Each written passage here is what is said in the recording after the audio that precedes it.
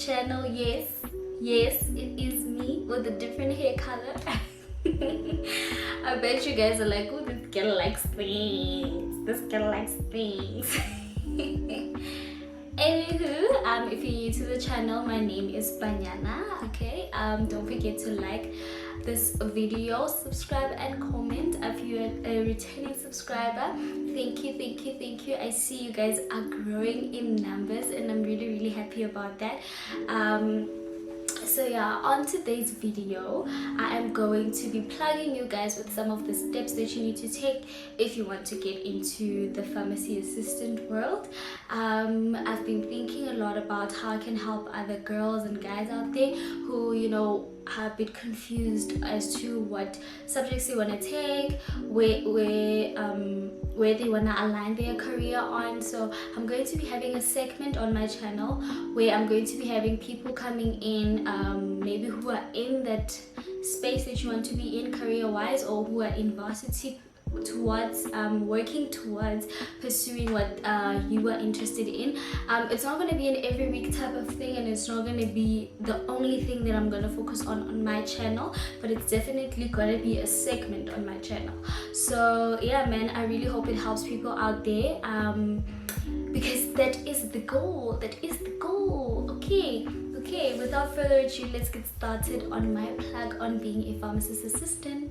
Okay, so firstly, I'm going to explain to you what is a pharmacist assistant. It is self-explanatory, but I'm going to go a bit in depth with it. If some people have watched my story time, they could see that when I actually went for my interview, I didn't have a clear picture of what a pharmacist assistant does. But as I went in and as I got to learn, I got to understand what it means. And I got to, you know, fall in love with it and learn a lot on that space.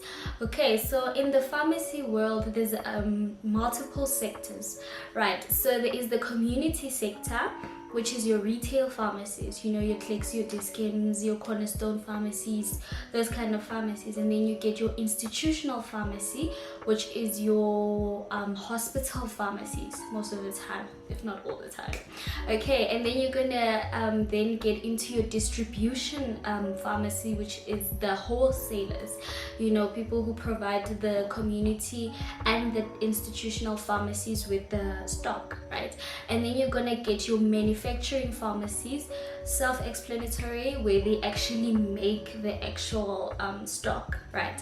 So when you study and when you want to get into pharmacy, you need to know first what sector you want to align yourself with, right? Because then I'm gonna try to explain this as much as I can. Okay, so once you decide on what kind of pharmacy you want to get into, it is a bit different to get into pharmacy, because especially pharmacy assistant, because you firstly need to get a pharmacy that you're going to practice in. Okay, I'm gonna say that again.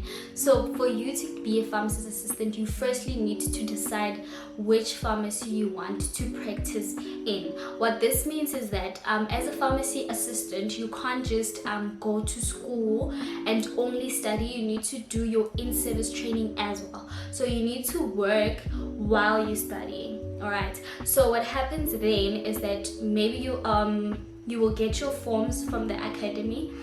There's two schools that I know of. S-Base Academy is one of them, which is where I went, and there is HSA Academy. So I'm gonna put the names of the places on the screen so that you can fully see, right? So what happens there is that they're going to give you an application form, and in the application form you need to fill in which pharmacy you're going to be practicing at.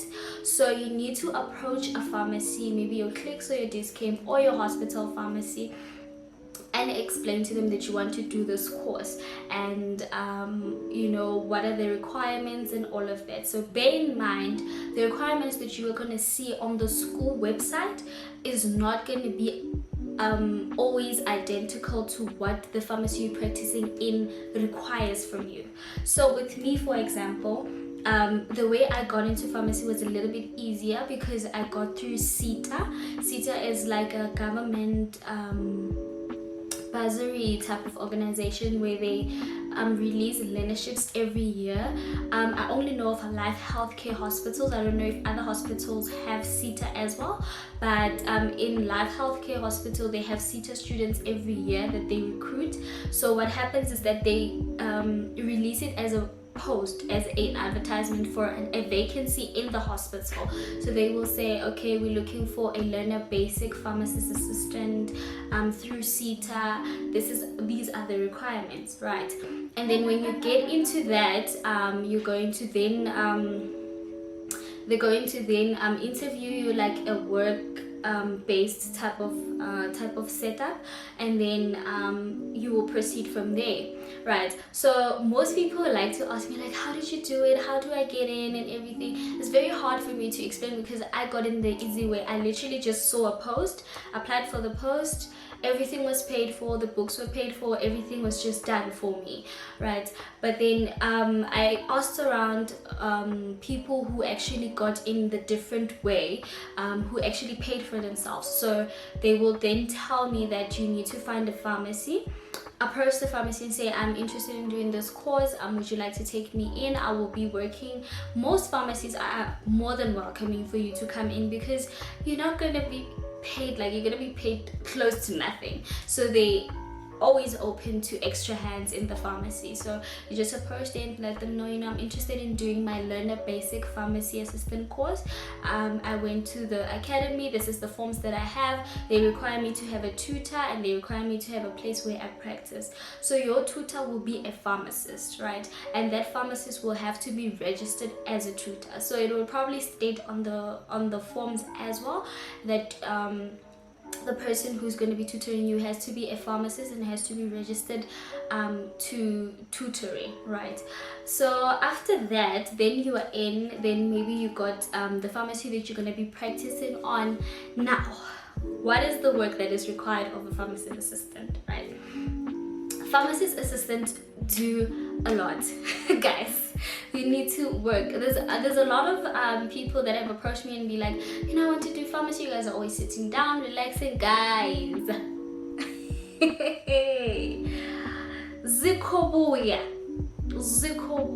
there. Okay, there's receiving of stock, there's capturing of stock on the system. What I mean by that is that you receive stock from a wholesaler, right? And then what you need to do then is the stock that you have there has to be on the system so that it's easy for you to track, right? So you need to then have an invoice that you capture on the system, and then the system knows that there is 50 paracetamol on the shelf, for example, right? That's what you need to do.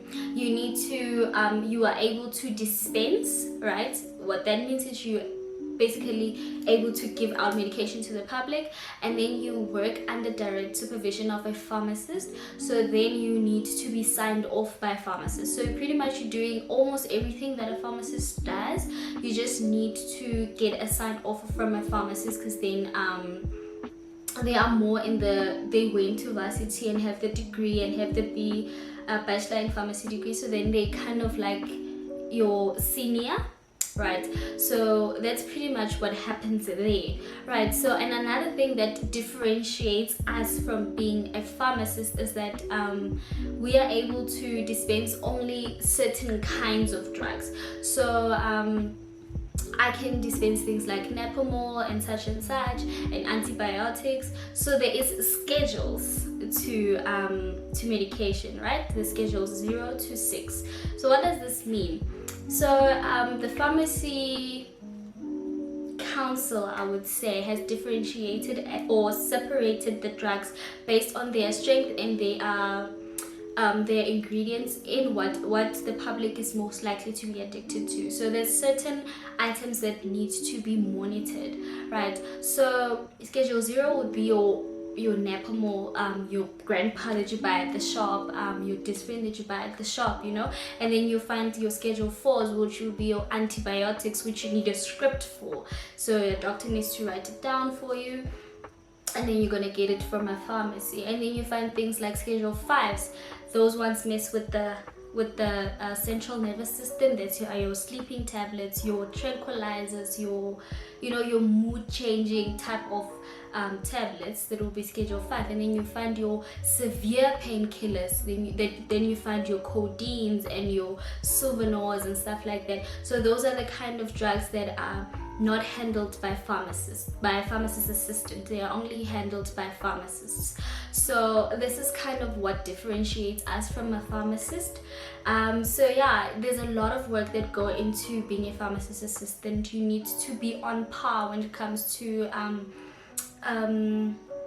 stock and finances and stuff like that. We are more based on that department more than the clinical department, but we also tap into the clinical department provided that where you are working actually allows you to do that. Because in a hospital pharmacy, for example, there's a lot of clinical work that you need to do as opposed to a clicks or a discount. This is because we work closer with doctors in hospitals than a pharmacy assistant that would work in a clicks or a discount, for example. And then they would deal more with stock in the clicks or a discount because generally they have large and bulky stock that they have. Whereas with us, we don't really receive a lot of stock because we are a hospital pharmacy. If we do receive a lot of stock, it will be like your injections and things that a patient would use inside the ward, right? So the requirements that people have asked me a lot, what is required, to be a pharmacy assistant in live healthcare. They need you to have your math and your science, right? But they're not strict on it. You don't need to get your level 7s and your level 6. You don't even need to get a level 5. You just need to have done it basically and passed it, So those are the requirements. But like I said in the beginning of the video, the requirements of your pharmacy that you choose to apply at may differ from the requirements of the school that you apply at. So you need to firstly go to the school, get your forms, then look for a pharmacy that you want to practice at, or you can do it vice versa. The quicker way or the easier way or the most effective way is to find a pharmacy first that you want to practice at. Then you can move on to finding a school and all of that, so that you can then have all your documents and everything well together, and then you can start off with your course. What am I missing? Okay, so mostly on the course they will cover modules like your stock, how to handle your stock. They would cover things like medication that you take over the counter, or if a patient is complaining about hay fever, for example, or if they're complaining about some bacterial infection, what are you supposed to do, stuff like that. There's a little bit of math, but they don't go deep into the math because, like I said, you don't need to have a level 6 in math to do this course. So I hope I covered everything. If you have any other questions for me, please drop them in the comment section. I will gladly reply to you.